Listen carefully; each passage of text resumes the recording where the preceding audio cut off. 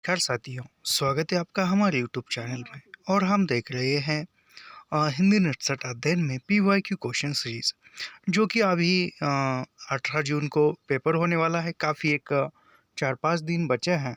उन 4-5 दिनों में बेहतर अध्ययन करने के लिए जो पीवाईक्यू क्वेश्चन होते हैं वही काफ़ी लाजवाब साबित हो सकते हैं। तो उसी दृष्टिकोण से हम यह सीरीज लेकर आए हैं और बहुत दिनों से इस पर वीडियो आ रहे हैं। तो उसी श्रृंखला में यह वीडियो है। तो हमारे चैनल से जुड़कर आप निःशुल्क अध्ययन कर सकते हो। तो बढ़ते हैं इस पहले प्रश्न की ओर।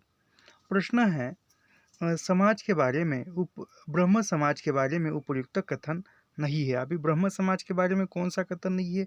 तो ब्रह्म समाज की अंतर्वस्तु मूलतः सामंतवाद और उपनिवेशवाद समर्थक थी। यानी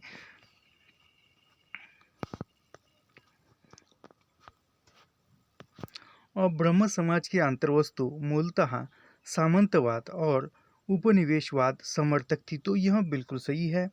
ब्रह्म समाज मूर्ति पूजा, अछूताछूत, छुआछूत, जाति प्रथा और धार्मिक कट्टरता का विरोधी था। अ, देवेंद्रनाथ ठाकुर और केशव चंद्र सेन ने ब्रह्म समाज को सक्रिय बनाए रखने में महत्वपूर्ण भूमिका निभाई। उसके बाद है ब्रह्म समाज की स्थापना 1882 में हुई। ब्रह्म समाज पुनर्विवाह का समर्थन नहीं करता था। तो यहाँ पर जो हमारा सही विकल्प होगा वह सही विकल्प होगा हमारा ये डी और ई। ऐसे यहाँ पर समझो हमें कुछ पता नहीं है, हमारी पढ़ाई नहीं हुई और हम पेपर देने गए, तो ऐसे प्रश्न का उत्तर या ऐसे जो कूट दिए होते हैं उसमें से कैसे उत्तर चुने यह बताते हैं। तो इसमें से जो है, इसमें हमारा ई जो ऑप्शन है, इसमें यहाँ पर ई ऑप्शन सभी में है, तो ये हमारा ऑलरेडी सही हो जाएगा। इसके बाद अभी बचा है क्या हमारा डी, ई, बी और ए। यहाँ पर यदि ये पढ़ते हैं तो 1882 में इसकी स्थापना हुई थी। डी ऑप्शन भी सही निकला, तो यहाँ पर डी भी ऑप्शन सही हो गया हमारा। उसके बाद देवेंद्रनाथ ठाकुर और केशव चंद्र सेन ने ब्रह्म समाज को सक्रिय बनाने रखने में महत्वपूर्ण भूमिका निभाई। तो यह गलत है, उन्होंने नहीं निभाई। तो ऐसे हम ये करके एक सही उत्तर विकल्प हम चुन सकते हैं। तो यहाँ पर ब्रह्म समाज मूर्ति पूजा, छुआछूत, जाति प्रथा इसके बारे में नहीं सोचता था। तो एक ऐसे हम एक दिमाग लगा के सही उत्तर प्रश्न का कर सकते हैं। तो अगला प्रश्न पढ़ते हैं, इंसान जिंदा किस लिए रहता है? इंसान जिंदा किस लिए रहता है? क्या उसे कोई और बेहतर काम करने को नहीं मिला? यह कथन परिंदे कहानी में किस पात्र का है? तो यह कथन परिंदे कहानी में डॉक्टर मुखर्जी कहता है। यह 1960 में प्रकाशित कहानी है परिंदे निर्मल वर्मा की, और नामवर सिंह ने इसको नई कहानी माना है। अभी यहाँ पर परिंदे कहानी के पात्र देखते हैं। मिस वुड, ह्यूबर्ट, लतिका, सुधा, जूली आदि। अभी यहाँ पर जो अन्य कहानियाँ है वह अन्य कहानियाँ भी देखते हैं। निर्मल वर्मा की जलती झाड़ी, पिछली गर्मियों में, बीच बहस में, कव्वे और काला पानी। अगला प्रश्न है, सूची 1 का सूची 2 के साथ मिलान कीजिए। यह जो है धरती धन्ना अपना के पात्र है और उसके माँ के साथ हमें मिलाना है। तो लच्छो जो है, लच्छो प्रीतो की माँ है, जीतू निहाली की है, ज्ञानो जस्सो की माँ है, और दलीपा यह हुक्मा की माँ है। अभी यह जगदीश चंद्र माथुर का उपन्यास है धरती धन्ना अपना, 1972 में प्रकाशित हुआ था। इस उपन्यास में जगदीश चंद्र ने पंजाब के दोआब के क्षेत्र के यानी पंजाब के दोआब क्षेत्र के दलित जीवन की त्रासदी का चित्रण किया है। और इसमें घोड़ेगाह गांव की कहानी बताई है। घोड़ेगांव का चित्रण हुआ है धरती धन्ना अपना में। यहाँ पर बहिष्कृत बस्ती चमादड़ी में बसने वाली चमार जाति के अहिंसनीय पीड़ा को लेखक ने यथार्थ भूमि पर प्रस्तुत किया है। अभी यहाँ पर जगदीश चंद्र माथुर के अन्य उपन्यासों में यादों का पहाड़, आधा फूल, कभी न छोड़ो खेत और टूटा लाट, घास गोदाम, लाट की वापसी, यह जो है यह जगदीश चंद्र माथुर के अन्य उपन्यासों में प्रसिद्ध उपन्यास है। अगला प्रश्न पढ़ते हैं। राहुल सांकृत्याय ने हिंदी काव्य धारा की भूमिका में आदिकाल के किस कवि को हिंदी का सबसे प्रसिद्ध कवि माना है? तो इन्होंने स्वयंभू को सबसे प्रसिद्ध कवि माना है। किसने? राहुल सांकृत्याय ने। अगला प्रश्न गोदान उपन्यास से है। तो गोदान के अनुसार विमेश लिंक गोदान उपन्यास के अनुसार विमेश लिंक द्वारा आयोजित कार्यक्रम में मेहता जी के भाषण में व्यक्त विचारों का प्रतिवाद करने वाला पात्र कौन था है? तो वह है सरोज। सरोज जो है मेहता के वक्तव्य का प्रतिरोध करती है, प्रतिवाद करती है, विरोध करती है। अगला प्रश्न पढ़ते हैं। तमस उपन्यास में हरनाम सिंह और बंतों को अपने घर में पनाह देने वाली स्त्री है। तो वह बंतों को अपने घर में पनाह देने वाली, अपने घर में रखने वाली, वह जो है वह रमजान की माँ राजो है। यह जो है तमस उपन्यास भीष्म साहनी का है। यहाँ पर हरनाम सिंह और बंतों को अपने घर में पनाह देने वाली स्त्री रमजान की माँ राजो है। तमस भीष्म साहनी का प्रसिद्ध उपन्यास है और ये 1973 में प्रकाशित हुआ है। तमस को 1975 में साहित्य अकादमी पुरस्कार मिला है तमस उपन्यास पर। और इस उपन्यास पर 1986 में गोविंद निहालनी ने दूरदर्शन धारावाहिक तथा एक फिल्म भी बनाई थी। इसके अन्य उपन्यास अभी भीष्म साहनी के अन्य उपन्यासों में झरोखे, कड़िया, बसंती, कुंतो, माया दास की माड़ी यह उपन्यास है। अभी यहाँ पर अगला प्रश्न पढ़ते हैं।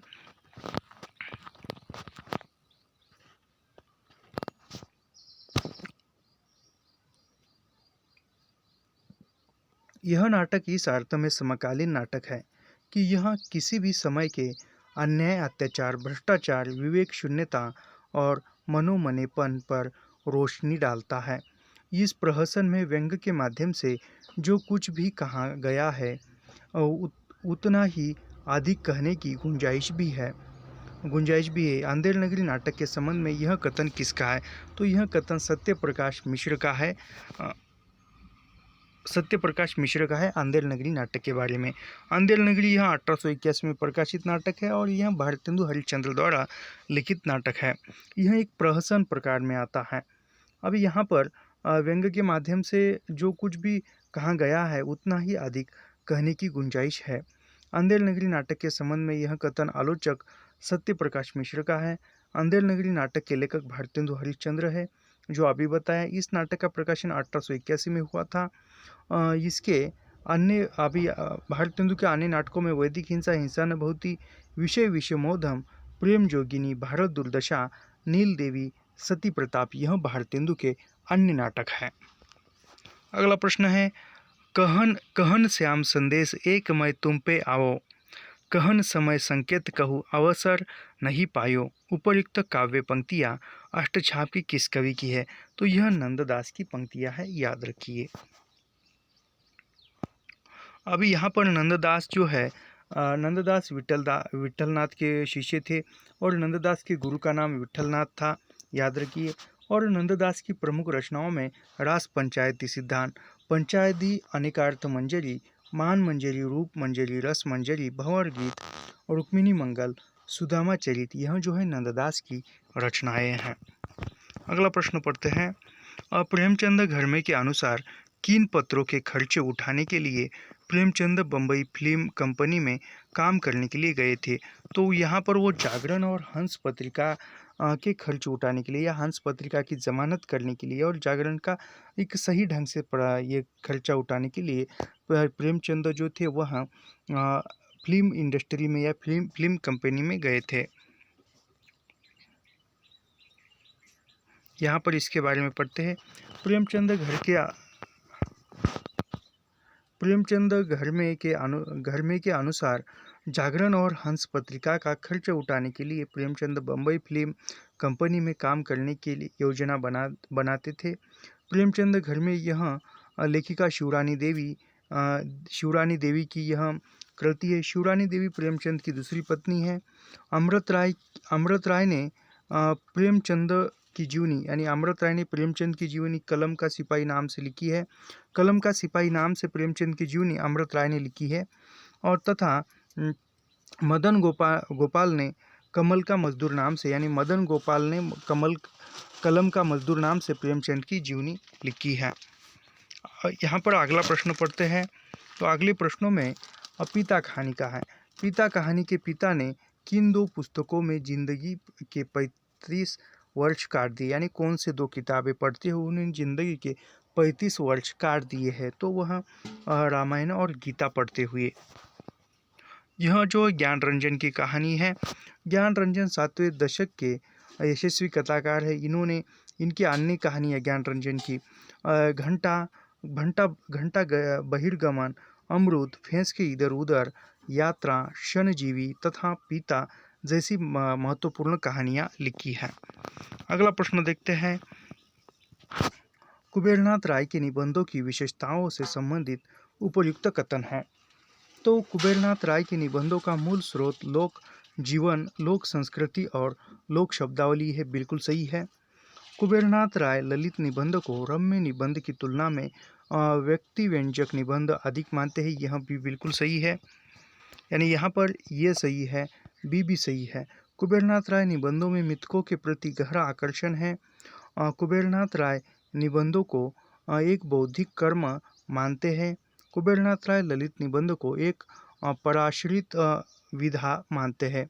तो यहाँ पर जो है, यहाँ पर ये सही है, बी सही है, सी गलत होगा। देखते हैं इसका सही आंसर क्या है इस पर। तो यहाँ पर सही है ये, और सी और डी सही है। अगला प्रश्न है कुमारपाल प्रतिबोध इनमें से किस जैन कवि की रचना है। कुमारपाल प्रतिबोध यह किस कवि की रचना है। तो यह जो है यह सोमप्रभ सूर्य की रचना है, याद रखिए।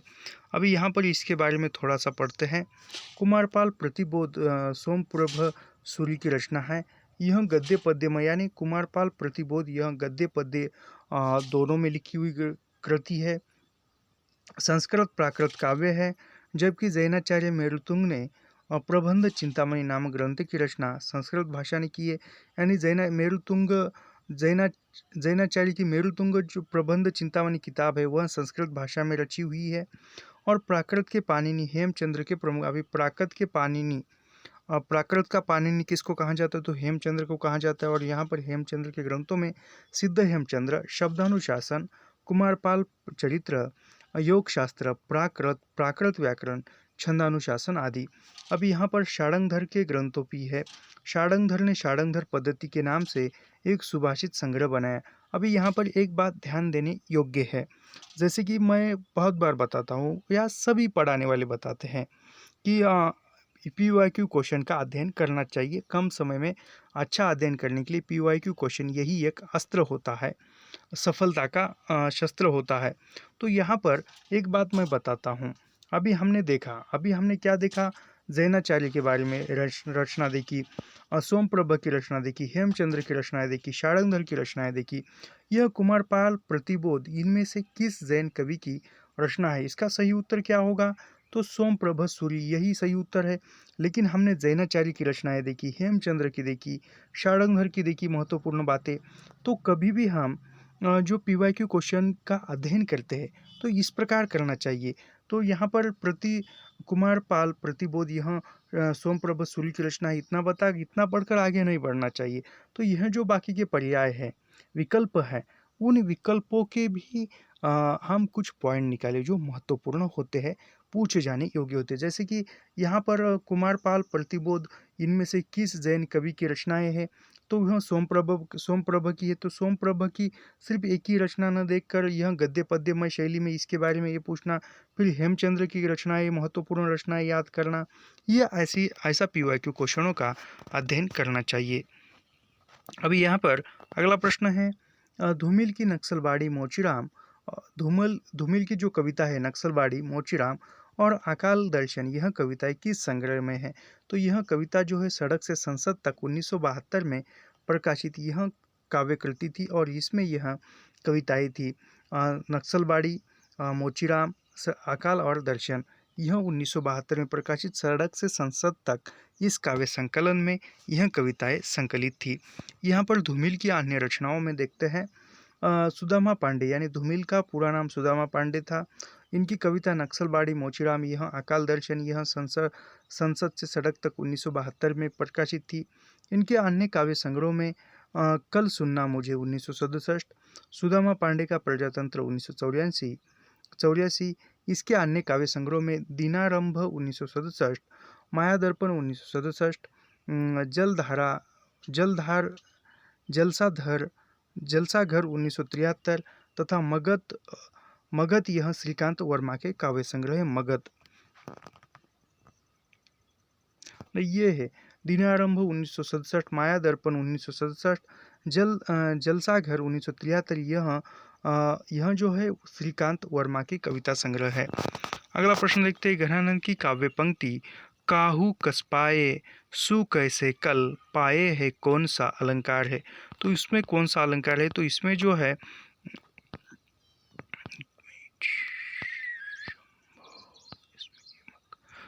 जो है यमक अलंकार है। तो यहाँ पर यमक अलंकार होता है। तो यहाँ पर यमक के बारे में थोड़ा सा नहीं पढ़ते हैं। चलो हम दूसरा प्रश्न पढ़ेंगे। भवानी प्रसाद मिश्र की कविता सतपुड़ा के जंगल में किस जनजाति का? तो यहाँ पर गोंड जनजाति का चित्रण सतपुड़ा के जंगल में हुआ है। सतपुड़ा के जंगल कविता जो भवानी प्रसाद मिश्र की है, हमारे नेट के पाठ्यक्रम में भी है। और वह जो है भवानी प्रसाद मिश्र को सहजता का कवि कहा जाता है। कहानीकार उदय प्रकाश ने भवानी प्रसाद मिश्र को कविता का गांधी कहा है। उन्होंने यानी भवानी प्रसाद मिश्र ने खुद को गांधी का बेटा कहा है। सतपुड़ा के जंगल कविता गीत फरोश, यानी सतपुड़ा के जंगल कविता जो है यह गीत फरोश कविता संकलन में, कविता संग्रह में 1953 में प्रकाशित हुई है, काव्य संकलन है।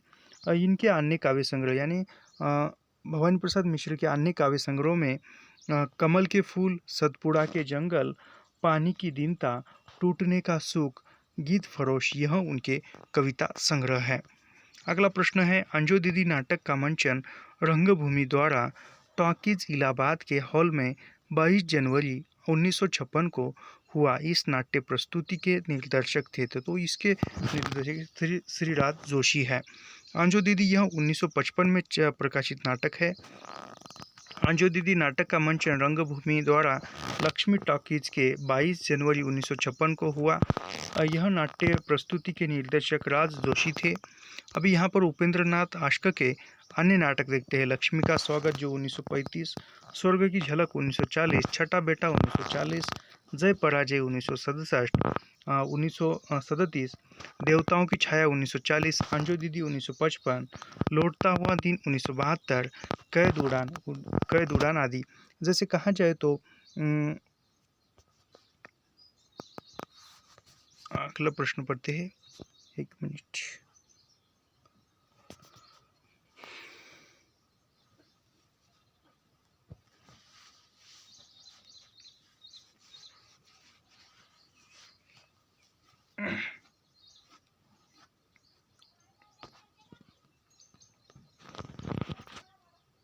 मिथक, प्रतीक और बिंब के संबंध में निम्नलिखित कथनों में से सही कथनों का चुनाव कीजिए। यानी मिथक, प्रतीक और बिंब के संबंध में निम्नलिखित कथनों में से सही विकल्प का चयन कीजिए। तो यहाँ पर जो है सही विकल्प का चयन करते हुए, एक मिनट,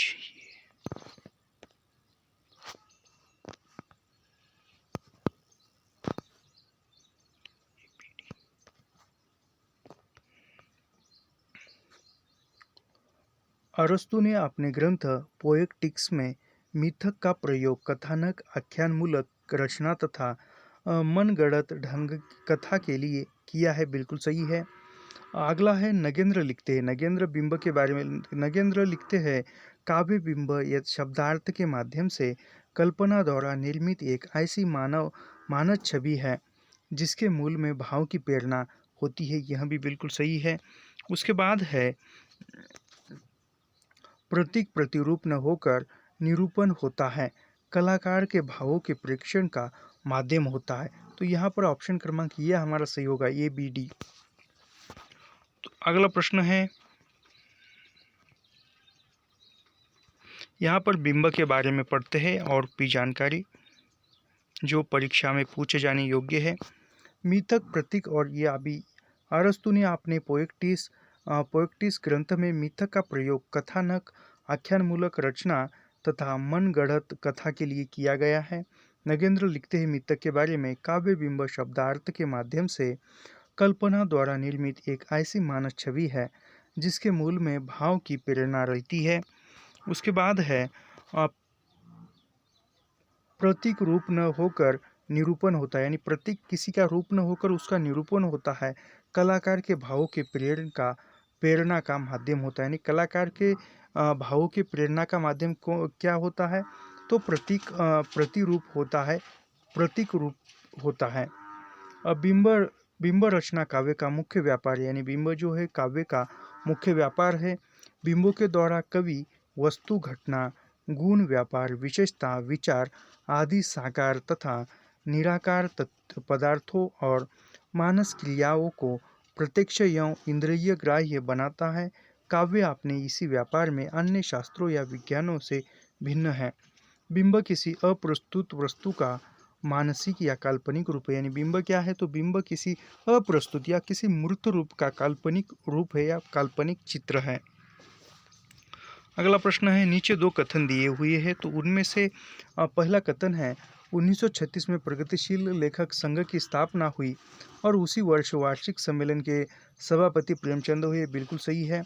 सन 1936 में प्रकाशित अपने काव्य संग्रह का नाम युगांत सुमित्रानंद पंत ने युगांत रखा। यह दोनों कथन सही है। अगला प्रश्न पढ़ते हैं, ये हमने अभी पढ़े। तो अगला प्रश्न है, अमृतसर कहानी में किस स्टेशन के बाद हिंदू सिख मुसाफिरों की चुप्पी गहरी हो गई, तो यहाँ पर जो है वजीराबाद स्टेशन पर। तो ऑप्शन क्रमांक बी सही होगा। यह भी भीष्म साहनी की कहानी है। अमृतसर आ गया, यह भीष्म साहनी द्वारा लिखित कहानी है। यह कहानी भारत के विभाजन के परिदृश्य पर लिखी गई है। अभी भीष्म साहनी की कहानियों में पाली भटकती राख, खून का रिश्ता, सीप की दावत, सिर का सदका, पहला पाठ, यह जो कहानियाँ भीष्म साहनी की कहानियाँ है। अगला प्रश्न है आधे अधूरे नाटक से। तो आधे अधूरे नाटक के संबंध में कथन है, तो आधे अधूरे नाटक के संबंध में कौन कौन से कथन हैं, तो यहाँ पर यह नाटक मौजूदा जीवन की विडंबना के कुछ एक संगन बिंदुओं को रेखांकित करता है। श्री ओम पुरी को यह समकालीन जिंदगी का पहला सार्थक नाटक लगता है। इसके पात्र, स्थितियाँ एवं मनस्थितियाँ यथार्थपरक तथा विश्वसनीय नहीं है। आधे अधूरे नाटक के जीवन के एक गहन अनुभव खंड को मूर्त करता है। इस नाटक की भाषा में वह सामर्थ्य नहीं है जो समकालीन जीवन के तनाव को पकड़ सके। तो यहाँ पर जो है आधे अधूरे नाटक की जो भाषा है वह समकालीन जीवन के तनाव को पकड़ सकने योग्य भाषा है। यहाँ पर पकड़ सके यह है, तो यहाँ पर हमारा ये सही है, बी सही है और ई सही है। ए बी डी सही है हमारा, यहाँ पर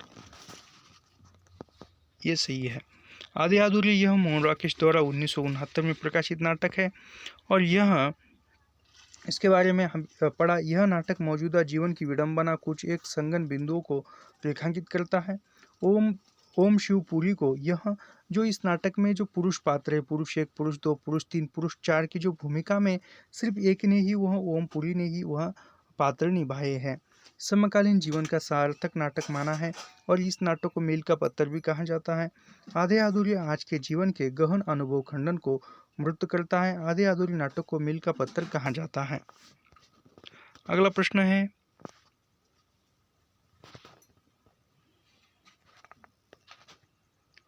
बहुत कम लोग यह जानते हैं आज हम जो है वह किसकी बदौलत, किसने हमें जनसेवा की ओर लगाया, हमारी आंखें खोली, हमें सही रास्ता दिखाया, किससे हमने हमेशा प्रेरणा ली, अपना कर्तव्य किया और आगे बढ़े।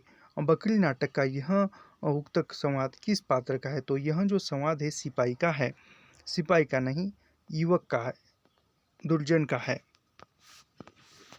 बकरी नाटक यह सर्वेश्वर दयाल सक्सेना का है और इस बकरी नाटक के पात्रों में नट नटी है, भिष्टी है, कर्म सिंह है, युवक है, सत्यवीर है, सिपाही है, विपिन विपत्ति भी है। भिष्टी जो है, भिष्टी अंधेर नगरी नाटक का भी पात्र है, याद रखिए।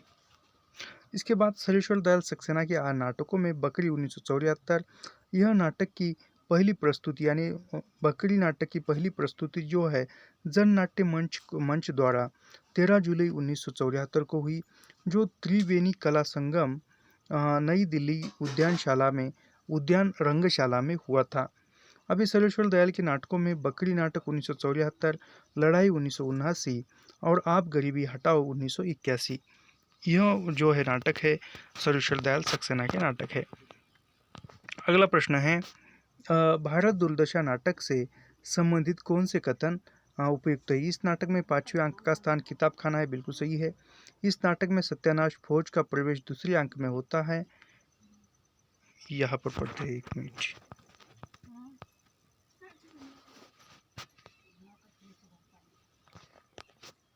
इस नाटक में 5वें अंक का स्थान किताब खाना है। इस नाटक में सत्यानाश फौज का प्रवेश तीसरे अंक में होता है, बिल्कुल सही है। अपरस सोला खून रुचि भोजन प्रीति छुड़ाई, यह संवाद सत्यानाश फौज का है। इस नाटक का प्रकाशन जो है 1887 में हुआ था। निर्लज्जता नामक पात्र दूसरे अंक में आता है। अभी भारतेंदु के अन्य मौलिक नाटक जो है वह नाटक है भारतेंदु के नाटकों में वैदिक हिंसा न बहुत ही प्रहसन है 1873, सत्य हरिश्चंद्र 1975, विषय मोदन भान है 1976, भारत दुर्दशा नाट्यरासक 1880, नील देवी गीत रूपक 1881, अंधेर नगरी प्रहसन है 1881।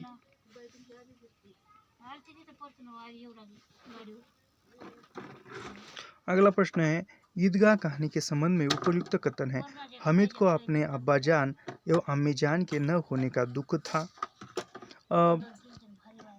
महमूद ने सिपाही खरीदा था। नूरे ने भिष्टी पसंद आया था। सम्मी अपनी खचड़ी से बदलना चाहती थी। बच्चे हामिद ने बूढ़े हामिद का पार्ट खेला था। तो यहाँ पर देखते हैं इसके अन्य भी कथन हैं। महमूद ने सिपाही खरीदा था। सम्मी अपनी खजरी हामिद से बदलना चाहता था। बच्चे हामिद ने बूढ़े हामिद का पार्ट खेला था। ईदगाह 1933 में मानसरोवर के प्रथम अंक में प्रकाशित कहानी है। ईदगाह 1933 में यह कहानी बाल मनोविज्ञान पर आधारित है। मोहसिन को भिष्टी पसंद आया। नूरे को वकील से प्रेम है। समी ने धोबिन खरीदा। हामिद ने बूढ़ी दादी के लिए चिमटा खरीदा था। तो यहाँ पर प्रेमचंद की अन्य कहानियों में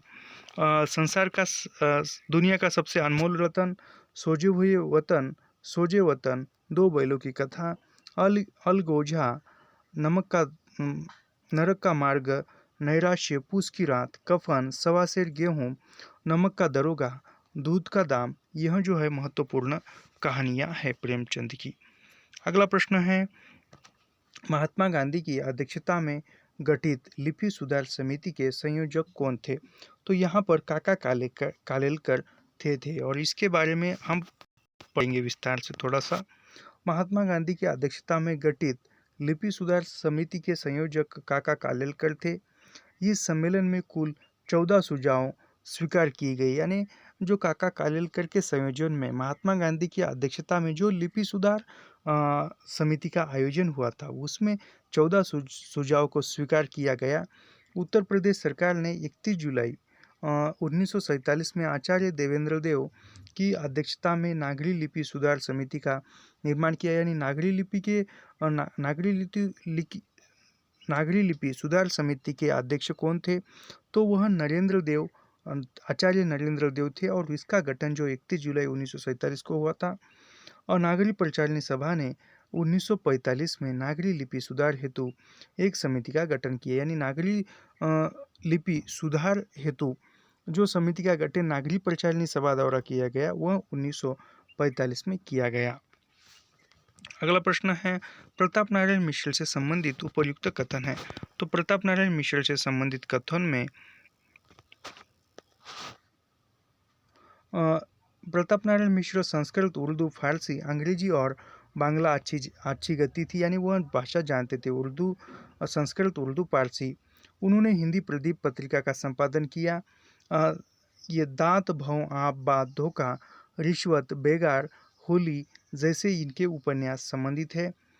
कली कौतुक, भारत दुर्दशा यह नहीं है उनका।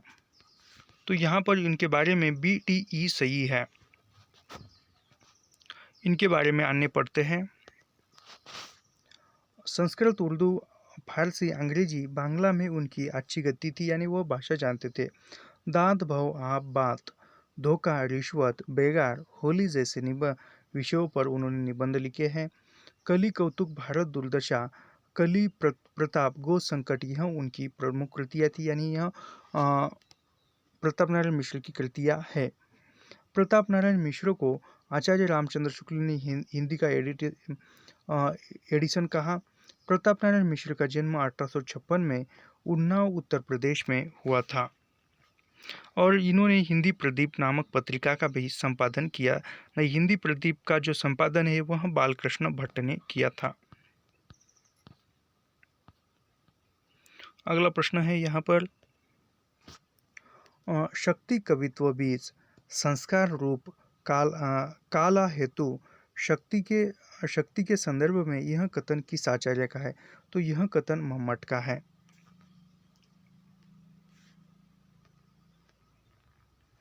इसके बारे में आचार्य मम्मट का ग्रंथ काव्य प्रकाश है। यानी काव्य प्रकाश ग्रंथ आचार्य मम्मट का है, काफ़ी महत्वपूर्ण है। और भारतीय काव्य शास्त्र में काव्य हेतु के 3 भेद बताए। यानी आचार्य मम्मट ने काव्य शास्त्र के भारतीय काव्य शास्त्र में काव्य हेतु के 3 भेद बताए। वह 3 भेदों में प्रतिभा, व्युत्पत्ति और अभ्यास है। इनमें प्रतिभा सर्वप्रथम काव्य हेतु है जिसे कवित्व का बीज माना गया है। यानी प्रतिभा को काव्य का बीज माना है और यह काफ़ी महत्वपूर्ण है। आचार्य राजशेखर ने प्रतिभा के 2 भेद माने। यानी कि किस आचार्य ने प्रतिभा के 2 भेद माने हैं? तो राजशेखर ने माने हैं और उसका दो भेदों में कार्यत्री प्रतिभा एवं भावेत्री प्रतिभा यह 2 राजशेखर ने भेद माने हैं। अगला प्रश्न है निम्नलिखित काव्य पंक्तियों में रीतिबद्ध काव्य धारा के कवियों से जुड़ी काव्य पंक्तियां है। यानी यहाँ पर रीतिबद्ध काव्य धारा की कौन सी पंक्तियां है वह पहचानना है। तो यहाँ पर यह पंक्तियाँ दी हुई है। भाषा ब्रज भाषा सुरुचि, भाषा ब्रज भाषा रुचि कहे सुमति, सब कोई मिल संस्कृत पारस्यो पे आती प्रवाट जू हुई। यह भिखारी दास की पंक्ति है। कुंदन को रंग फीके लगे, झलके अस चारु गुराई, आखिन में अलसानी, चित्तौन में मंजू विलासनी। यह जो है मतीराम की पंक्ति है। बेनी ही बूढ़ी गई, पंखियाँ आखिन मधु की मखियाँ भई मेरी। यह देव की पंक्ति है। हिल मिली जाने तासो मिली के न जाओ हेत, हित को न जाने। यह जो है बोधा की पंक्ति है। बोधा जो है यह रीतिमुक्त कवि है। अभी यहाँ पर जो स्थापना और तर्क का प्रश्न है आगे, तो स्थापना और तर्क के प्रश्नों में देखते हैं वाक्यों में। पहला वाक्य महिला आंचल के अनुसार मंगला देवी काला आजार से पीड़ित होने पर स्वास्थ्य लाभ के लिए विश्वनाथ प्रसाद के घर ले जा गई। यह गलत है। राजा महाराजा और सामंत स्वार्थ के गुलाम बनते जा रहे हैं, प्रजा भीरू और कायर होती जा रही है। यह संवाद बाम भट्ट की आत्मकथा से है। यानी यहाँ पर दोनों कथन जो है गलत है। यहाँ पर वो बाम भट्ट का जो है वह सही है, लेकिन दोनों कथन असत्य है, गलत है। फणीश्वरनाथ रेणु के उपन्यासों में महिला आंचल 1954, पढ़ती परिकथा 1957, दीर्घतपा 1964, कितने चौराहे 1967, पलटू बाबू रोड 1979। हजारी प्रसाद द्विवेदी के उपन्यासों में बाम भट्ट की आत्मकथा 1946, चारूचंद्र लेख 1963, पुनरुवा 1973, अनामदास का पोथा 1976। अगला प्रश्न है, यहाँ पर भी कथन दिए हुए हैं। तो पहला कथन है हमारा, आगे की त्रिशंकु आत्मनेपद अद्यतन और संस्मरण पुस्तकों में उनका आलोचनापरक चिंतन और वैचारिक साहित्य संकलित है। तो यह बिल्कुल सही है। दूसरा कथन है, मुक्तिबोध की कृति एक साहित्य की डायरी का धारावाहिक प्रकाशन हंस पत्रिका में हुआ। उपर्युक्त कथन के आलोक में नीचे दिए गए विकल्पों में से सही उत्तर का चयन कीजिए। तो यहाँ पर जो है पहला सत्य और दूसरा गलत है। यहाँ पर इसके बारे में थोड़ा सा पढ़ते हैं। अज्ञेय की त्रिशंकु आत्मनेपद अद्यतन और संवत्सर आदि पुस्तकों में उनका आलोचना परक चिंतन और वैचारिक साहित्य संकलित है।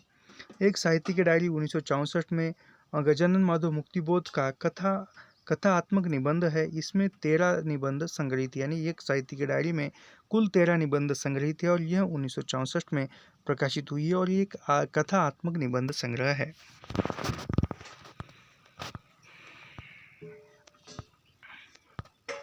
अगला प्रश्न पढ़ते हैं। क्या भूलूं क्या याद करूं से संबंधित उपर्युक्त कथन है। बच्चन की आत्मकथा पर मानतेन के आत्मचित्रण का प्रभाव था। बिल्कुल सही है। बच्चन जी ने अपनी आत्मकथा हिस्से का शीर्षक जीवन की अर्धगामी माना है।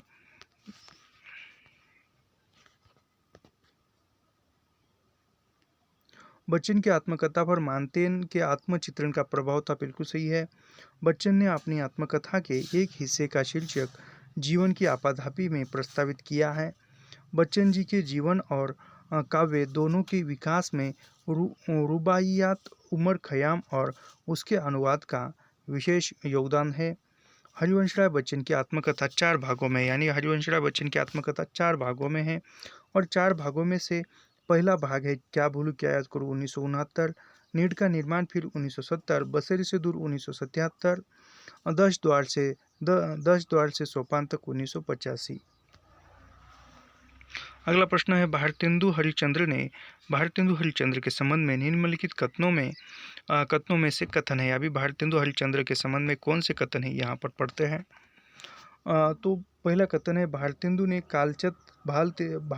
कालचक्र शीर्षक अपने इतिहास जर्नल में 1873 में नोट किया। हिंदी नए चाल में ढली। भारतेंदु ने 1881 में भारत मित्र के संपादक को अपनी कविता प्रकाशनार्थ भेजते हुए खड़ी बोली के लिए साधु भाषा का प्रयोग करते हैं। भारतेंदु ने भाषा के बारे में लिखा है, परदेशी वस्तु और परदेशी भाषा का भरोसा मत रखो, अपने देश में अपनी भाषा में उन्नति करो। भारतेंदु हरिश्चंद्र ने काशी में नेशनल थिएटर की स्थापना की थी। महाराज विश्वनाथ सिंह ने आनंद रघुनंदन की रचना की थी, जिसे आचार्य रामचंद्र शुक्ल ने हिंदी का प्रथम नाटक माना है। तो हिंदी का प्रथम नाटक रामचंद्र शुक्ल ने आनंद रघुनंदन को माना है। अगला प्रश्न है, जो अपने धर्म से हीन पाप ही में गड़े रहते हैं, वह माता पिता की हित की बात तो नहीं सुनते, सबसे बैर करते हैं। ऐसे जो पापी जन हैं, जो महाडेरावनी दक्षिण द्वार से जा नरकों में पड़ते हैं। यह गद्यांश खड़ी बोली के किस आरंभिक गद्यकार का है। तो यह जो है, यह गद्यकार का किसका है। तो यह सदल मिश्र का गद्यांश है या सदल मिश्र का वाक्य है। सदल मिश्र की रचनाओं में नासिकेतो उपाख्यान, रामचरित, हिंदी पारसियन शब्दकोश, यह सदल मिश्र की रचना है। रानी केतकी की कहानी नामक कथा ग्रंथ जो है, यह इंशाअल्लाह खां का है। रानी केतकी की कहानी इंशाअल्लाह खां ने लिखी है। मुतक बुख्त बारिक की रचना जो है सदासुख लाल नियाज ने की है। प्रेम सागर की रचना लल्लू लाल ने की है। अभी यहाँ पर सूची 1 और सूची 2 से मिलान कीजिए या सुमिलित कीजिए, यह प्रश्न है। अगला यहाँ पर जो है, नंद दुलारी वाजपेयी का ग्रंथ नया साहित्य नए प्रश्न, श्याम सुंदर दास का साहित्य आलोचन और महावीर प्रसाद द्विवेदी का सुकवि संकीर्तन, नगेंद्र का विचार और अनुभूति। अगला प्रश्न है कबीर की कविता पंक्ति बाजन दे बाजर, ये कबीर की पंक्ति है। बाजन दे बाजंतरी कली कहू ही जनी झेट में बाजरंतरी शब्द का यानी बाजंतरी शब्द का अर्थ जो है वह है वीणा। अगला प्रश्न है कल्पना मन की कोई रहस्यपूर्ण क्रिया नहीं है। अगला प्रश्न कहता है कल्पना मन की कोई रहस्यपूर्ण क्रिया नहीं है, वह मन की अन्य क्रियाओं के समान ही होती है। यह कथन किस पाश्चात्य चिंतक का है? तो यह कथन जो है आईए रिचर्ड्स का है।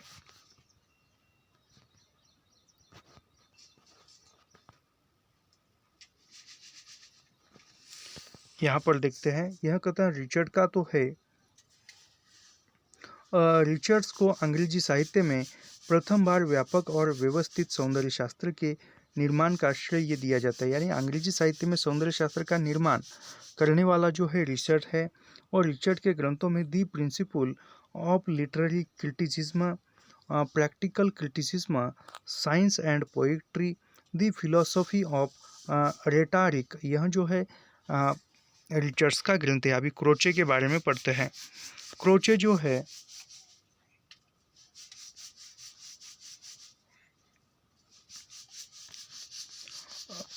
क्रोचे प्रत्ययवादी दार्शनिक थे, यानी क्रोचे प्रत्ययवादी दार्शनिक थे और आत्मवादी भी माने जाते, यानी क्रोचे प्रत्ययवादी दार्शनिक है, आत्मवादी है। क्रोचे ने अभिव्यंजनावाद का प्रवर्तन किया, यानी क्रोचे ने अभिव्यंजनावाद सिद्धांत का प्रवर्तन किया है। क्रोचे के अनुसार कलाकार में सौंदर्य की उत्पत्ति होती है और भाव सौंदर्य की पुनरावृत्ति होती है, अर्थात श्रेष्ठता सौंदर्य का भागी भी होता है। क्रोचे की पुस्तकों में या क्रोचे की ग्रंथ जो है वह है new image on ethics, defence of poets. यहाँ पर टी.एस. इलियट के बारे में पढ़ते हैं। टी.एस. इलियट के महत्वपूर्ण सिद्धांत है। टी.एस. इलियट ने कौन से सिद्धांत प्रतिपादित की है? तो टी.एस. इलियट के सिद्धांत है मूर्त विधान सिद्धांत है। मूर्त विधान, संवेदना का असाहचर्य सिद्धांत। टी.एस. इलियट प्रमुख समालोचनात्मक कृतियों इनमें लिखते हैं। अभी यह समालोचनात्मक कृतियाँ लिखता था इलियट, और इलियट की रचनाओं में the sacred wood, homage the John Dryden, Elizabeth essays, essays ancient and modern. अभी कॉलरिज के बारे में, कॉलरिज ने कल्पना सिद्धांत का प्रवर्तन किया। कॉलरिज ने कल्पना सिद्धांत का प्रवर्तन किया और कॉलरिज ने कल्पना के संबंध में लिखा है। इसमें संश्लेषणात्मक जादुई शक्ति होती है जो विरोध या विसंगति धर्मों में संतुलन स्थापित करती है, यह कॉलरिज ने कहा है। अभी अगला प्रश्न है उसने कहा था कहानी के आधार पर उपयुक्त कथन है। तो उसने कहा था कहानी में कौन कौन से उपयुक्त कथन है? तो यहाँ पर पढ़ते हैं इसके बारे में। उसने कहा था कहानी के कथन हैं, वजीरा सिंह पलटन का विदूषक था। वह बाल्टी से गंदला पानी फेंकते हुए जर्मनी के बादशाह का तर्पण करने लगता है तथा सूबेदारनी ने अपने पति और बेटे को बचाने की गुहार लगाई है। उसके बाद लहना सिंह जो फौज में नंबर 77 राइफल में जमादार हो गया था, जमादार पद में था। लहना सिंह 77 राइफल में जमादार था। उसने कहा था चंद्रलाल शर्मा गुलेरी की 1915 में प्रकाशित कहानी थी। यह प्रथम विश्व युद्ध यानी प्रथम विश्व युद्ध की पृष्ठभूमि पर लिखी हुई कहानी है। प्रेम संवेदना की कहानी है, उसने कहा था। अभी रामचंद्र शुक्ल ने उसने कहा था कहानी के बारे में क्या कहा है? रामचंद्र शुक्ल द्वारा उसने कहा था कहानी के विषय में कथन है कि घटना इसकी ऐसी है जैसे बराबर हुआ करती है, पर उसमें से भीतर से प्रेम का एक स्वर्गीय स्वरूप झांक रहा है। केवल झांक रहा है, निर्लज्जता के साथ पुकार या कराह नहीं रहा है। कहानी भर में कहीं प्रेम की निर्लज्जता, प्रागल्भता, वेदना की विभत्स विकृति नहीं। सुरुचि के सुकुमार से सुकुमार स्वरूप पर कहीं आघात नहीं पहुंचता। इसकी घटनाएं ही बोल रही है, पात्रों के बोलने की अपेक्षा नहीं है। यह रामचंद्र शुक्ल उसने कहा था कहानी के बारे में कहते हैं। अगला प्रश्न पढ़ते हैं। तो मुर्दहिया तुलसीराम जी के चाचा मुन्नेसर और नगर उत्तर प्रदेश में प्रचलित किस पंथ से थे? तो वह शिवनारायण पंथ से थे। जो तुलसीराम की आत्मकथा जो है मुर्दहिया, इस उसके चाचा उनके चाचा मुन्नेसर और नग्गर यह जो है शिवनारायण पंथ में दीक्षित हुए थे। शिवनारायण पंत ये धर्मगुरु थे वह शिवनारायण पंत के। और मुर्दहिया तुलसी राम की आत्मकथा है, यह दो भागों में प्रथम है। प्रथम भाग जो है वह मुर्दहिया जिसका प्रकाशन 1910 में होता है मुर्दहिया का, और दूसरे भाग का नाम है मणिकर्णिका जो 2010 में प्रकाशित होती है। अगला प्रश्न है 2013 में होती है। अगला प्रश्न है सूची 1 से सूची 2 का मिलान कीजिए। यहाँ पर रचना दी हुई है और यहाँ पर विधि दी है। अभी लोक ऋण किस विधा की रचना है तो यह हमें देखना है। यहाँ पर हम देखेंगे लोक ऋण उपन्यास है। यहाँ पर जीवन परिधि जो है यह कहानी संग्रह है। यहाँ पर हम नीचे देखेंगे ही ये इसकी यहाँ पर लेखक के नाम भी जो है। जो लोक ऋण यह उपन्यास विवेकी राय का है। जीवन परिधि कहानी संग्रह विवेकी राय का है। चल फगुनहट बौरे आम निबंध है विवेकी राय का। और मेरे सुब्रद्ध सुहृदय श्रद्धेय संस्मरण है विवेकी राय का। अगला प्रश्न देखते हैं सूची 1 का सूची 2 यानी काव्य शास्त्री और उनके ग्रंथ दिए हुए हैं।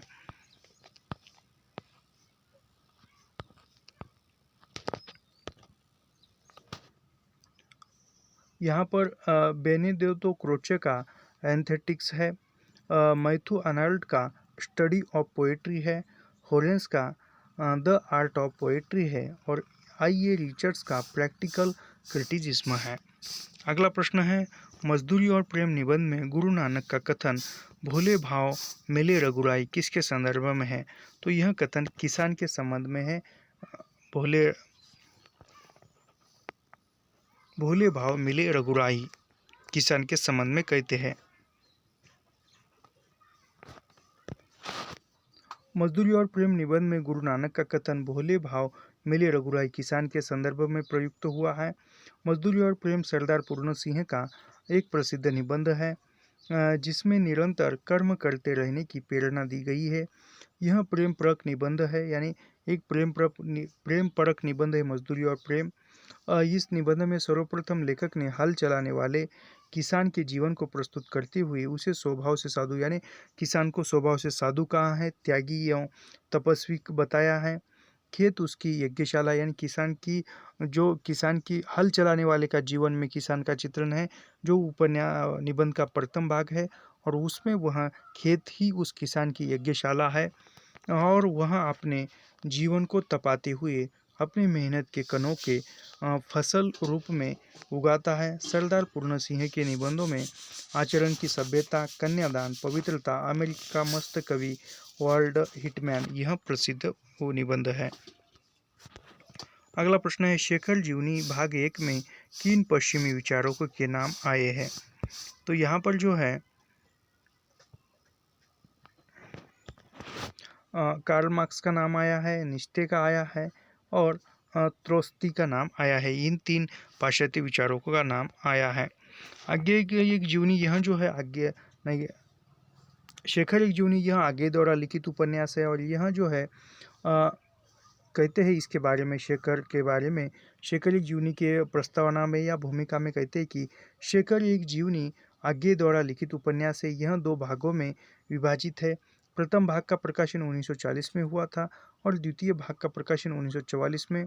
शेखर एक जीवनी प्रथम भाग में नायक जो है शेखर है, शेखर के कौशल्य और विश्लेषण हुआ है तथा द्वितीय भाग में शेखर के युवा काल की मानसिक स्थिति का चित्रण हुआ है।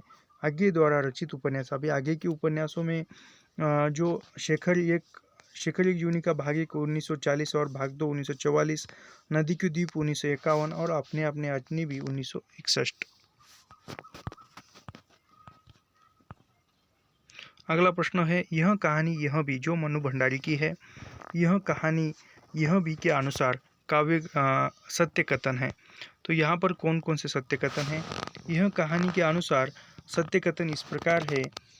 बेलछी की घाटी घटना ने मनु जी को महाभोज उपन्यास लिखने के लिए प्रेरित किया और आपका बंटी उपन्यास कड़ियों में लिखा गया, कड़ियों में ही धर्मयुग में छपता रहा तथा यह अक्षर प्रकाशन से राजेंद्र यादव ने संपादित किया। हंस का पहला अंक अगस्त 1986 में प्रकाशित हुआ।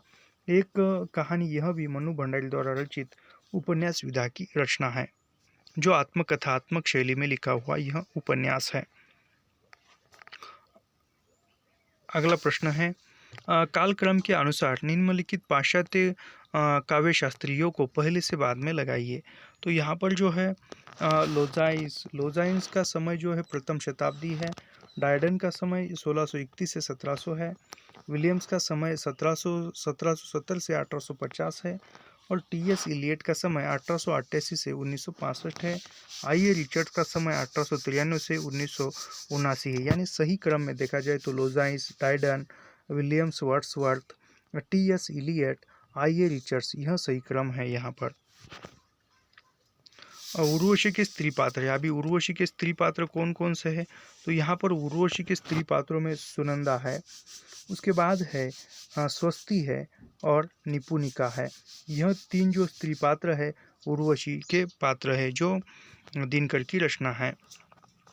उर्वशी एक चंपू काव्य जयशंकर प्रसाद का भी है। सौजन्य चित्रलेखा निपुणिका उर्वशी रामधारी सिंह दिनकर द्वारा रचित महाकाव्य है। यह 1961 में प्रकाशित हुआ है। इस काव्य में दिनकर ने उर्वशी और पुरुरवा के प्राचीन आख्यान को नए अर्थ में जोड़ना चाहा है। उर्वशी पर दिनकर को 1972 में ज्ञानपीठ पुरस्कार मिला था। दिनकर के अन्य काव्य संग्रह में रेणुका 1935, रसवंती 1940, कुरुक्षेत्र 1946, रश्मिरथी 1952, दिल्ली 1954, नीम के पत्ते, इतिहास के आंसू 1951। अगला प्रश्न है, रस सिद्धांत संबंधी ग्रंथ और रस तरंगिनी के रचिता, यानी रस तरंगिनी किसकी रचना है? तो यह जो है भानुदत्त की रचना है। अभी इसके बारे में थोड़ा सा पढ़ते हैं। भानुदत्त के अन्य ग्रंथों में रस मंजरी है, गीत गौरीश है, कुमार मार्कबीय और चित्र चंद्रिका यह भी है। जगन्नाथ का समय जो है 17वीं शताब्दी है और यह प्रथम चरण माना जाता है 17वीं शताब्दी में। और जगन्नाथ की रचनाओं में रस गंगाधर नामक प्रौढ़ ग्रंथ रचना है। विश्वनाथ का समय जो है 14वीं शताब्दी है और यह 14वीं शताब्दी का पूर्वार्ध माना जाता है विश्वनाथ का समय। और विश्वनाथ ने 10 परिच्छेदों में साहित्य दर्पण नामक ग्रंथ लिखा है। जयदेव यह मिथिला के निवासी थे तथा उनका समय 13वीं शती का उत्तरार्ध, यानी जयदेव का समय 13वीं शती का उत्तरार्ध माना जाता है। जयदेव यह चंद्रलोक नामक अलंकार शास्त्रीय रचना की है, जो 10 मयूखों तथा 35 अनुष्टयों श्लोकों में रचित है। तो यहाँ पर हम रुकते हैं, मिलते हैं नेक्स्ट वीडियो में। धन्यवाद।